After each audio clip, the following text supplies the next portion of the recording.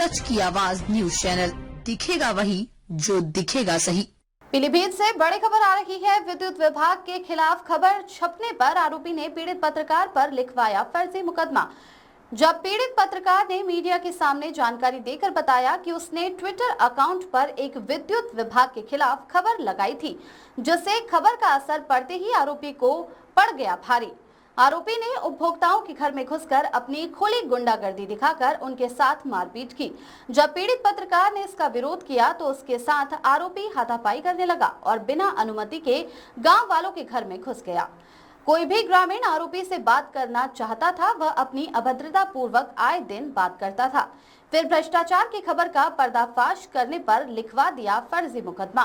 कुछ दिन पहले भी एक पत्रकार पर बरखेड़ा पुलिस के द्वारा लिखा गया था फर्जी मुकदमा, लेकिन उसकी पत्नी ने प्रशासन से प्रताड़ित होकर मजबूरन जहर खाना पड़ गया, जिसका वीडियो वायरल होने के बाद भी बरखेड़ा पुलिस ने अपना पल्ला झाड़ते हुए नहीं की थी कोई कार्रवाई और दोनों तरफ से बरखेड़ा थाने में दी गई तहरीर। लगता दूसरी ओर बरखेड़ा पुलिस ने बना रखा है दलालों का अड्डा, इसीलिए पीड़ित पत्रकार को नहीं मिल पाता है न्याय, जिससे अन्य पत्रकारों में आक्रोश का माहौल बन गया है।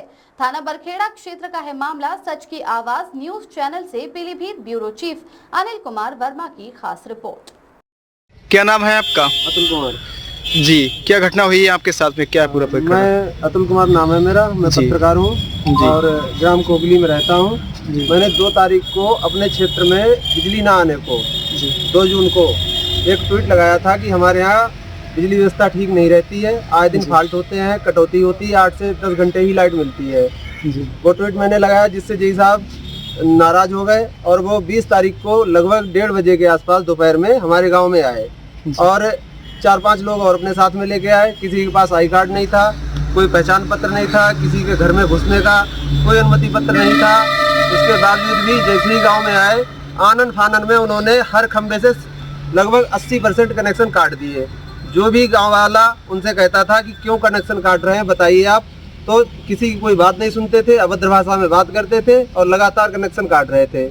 उन लोगों के भी कनेक्शन काटे जिनके मात्र 700-800 रुपये बकाया थे, और कुछ लोग ऐसे जिनके 1,80,000 50,000 रुपये वगैरह हैं, उनके नहीं काटे, क्योंकि उनसे उनको पैसा पहुंचता है। महीने 2 महीने में 1,000-2,000 रुपये ले जाते हैं उनके लड़के, इसलिए उनके कनेक्शन नहीं काटे गए। हमसे उन्हें ट्वीट की बहुत बड़ी खुंच थी। फिर वो हमारे घर पे आए। घर में पहले हमारे ताऊ घर में घुसे, वहाँ पे कोई नहीं था, केवल लेडीज़ थी। तब वो उन्होंने कहा यहाँ पे कोई नहीं तो इधर चले आए, पड़ोस में ही हमारा घर है, वहाँ पे चले आए। हम बैठे थे, हमारे ताऊ बैठे थे, घर में घुसे। मैंने कहा कैसे आप आए? बोले आपका बिल जमा नहीं है, आप ट्वीट लगाते हो, और मतलब गंदी भाषा में विकलांगता सूचक शब्द प्रयोग किए, और बोले खबर लगाते हो और तुम लोग बिल जमा नहीं करते हो। बहुत ही गालियां देने लगे। हमने मोबाइल निकाला वीडियो बनाने के लिए, तभी मुझे धक्का दिया, मोबाइल मेरा गिर गया, वीडियो नहीं बन पाई। ताऊ हमारे ये खड़े हैं, इन्होंने कहा कि लड़ाई झगड़ा क्यों कर रहे हो, इनको भी धक्का दिया। जब शोर शराबा होने लगा, लोग इकट्ठे होने लगे, तभी ये लोग हमारे घर से निकल आए और बोले अभी जा रहे हैं, मुकदमा लिखा रहे हैं। फिर इन्होंने झूठा प्रपंच रच के थाने में एक तहरीर दी आके, उस पर SHO साहब ने आनन फानन में मुकदमा लिख दिया। हम भी आए थे तहरीर लेकर के, गांव वालों के साथ में आए थे, लेकिन SHO साहब ने हमारी कोई बात नहीं सुनी, ना कोई जांच की, केवल मुकदमा लिख दिया।